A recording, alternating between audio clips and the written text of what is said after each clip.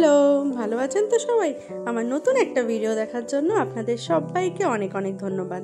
আজকে চলে এসেছি একটা দুর্দান্ত টেস্টের বড়া নিয়ে। এই বড়া বানাতে কি কি লাগছে চলুন দেখে নেওয়া যাক। বাজারে ঢুকলেই তো এখন মূলো ছড়াছড়ি, লাল সাদা কত রকমের মূলো। তো আমারও বাড়িতে দেখলাম এক ঝুড়ি মূলো, তো বসে পড়লাম মূলো নিয়ে।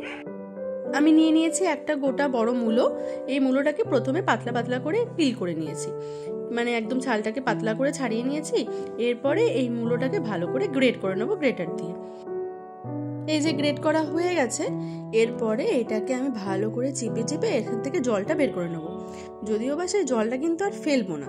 এই যে ভালো করে চিপে নিচ্ছি, চিপে চিপে নিয়ে মূলোর থেকে যে জলটা বেরোয় সেই জলটাকে ভালো করে বের করে নিয়ে অন্য একটা বাটিতে রেখে দিচ্ছি। এবার এর মধ্যে একে একে নিয়ে নেব কিছুটা পরিমাণ বেসন। এখানে আমি 2 টেবিল চামচ মতো বেসন নিয়েছি, আপনারা আপনাদের পরিমাণ মতো বেসন নেবেন। এরপর এর মধ্যে নিয়ে নিচ্ছি কিছুটা পরিমাণ ধনেপাতা কুচি আর 1 টেবিল চামচ মতো চালের গুঁড়ো।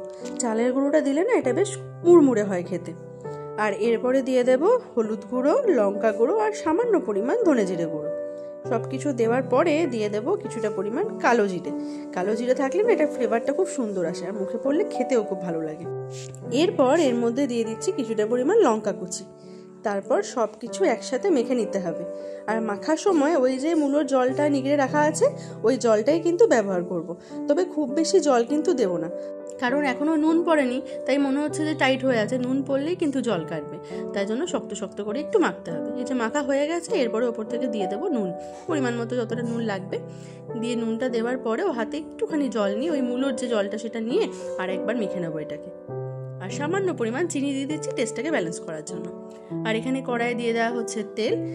তেলটা ততক্ষণ গরম হোক আর এখানে মূলোটাকে আরেকবার মেখে নিতে হবে। ওই যে চিনিটা আর নুনটা দেওয়া হয়েছে আর হাতে একটুখানি ওই মূলোর রসটা দিয়ে ভালো করে একটু মেখে নিচ্ছি। এরপরে মাখা হয়ে গেলে এটা থেকে সুন্দর বড়ার শেপে কয়েকটা বড়া বানিয়ে নেবো। আপনারা চাইলে ওই যেরকম পকোড়ার মতো মানে করেও দেওয়া যায়, পকোড়ার মতো ফেলে দেওয়াও যায়। আর যদি বড়ার মতো এরকম করে শেপ করে নেওয়া হয় সেটাও খুব ভালো লাগে। এই যে বড়ার মতো করে শেপ করে নিচ্ছি। অন্যরকম লাগে আর কি খেতে, দেখতেও অন্যরকম লাগে, খেতে যদিও বা একই রকম লাগবে আর কি। আর এখানে তেল গরম হয়ে গেছে, এবার একটা একটা করে দিয়ে দিতে হবে তেলের মধ্যে।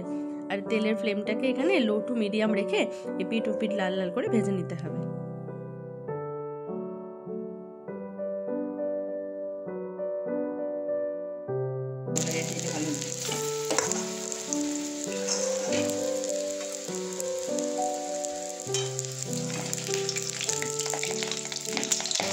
কি সুন্দর লাল লাল করে ভাজা হয়েছে, এরকম কুড়মুড়ে হয়েছে ওপরটা, বাইরেটা এরকম ক্রাঞ্চি হয়েছে কিন্তু ভেতরটা খুব সুন্দর সফট হয়েছে। আর এই গরম গরম মূলোর বড়া দিয়ে পাতলা করে মসুর ডাল, ধনেপাতা আর শুকনো লঙ্কা ফোড়ন দিয়ে আর ভাত, আর কি চাই।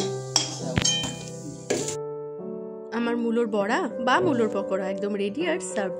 আপনারাও ঘরে বানান, বানিয়ে খান। আর যদি ভালো লাগে অবশ্যই ভিডিওটাকে লাইক করবেন, কমেন্ট করবেন, শেয়ার করবেন, ফেসবুক পেজটাকে ফলো করে দেবেন, ইউটিউব চ্যানেলটাকে সাবস্ক্রাইব করে দেবেন। টাটা।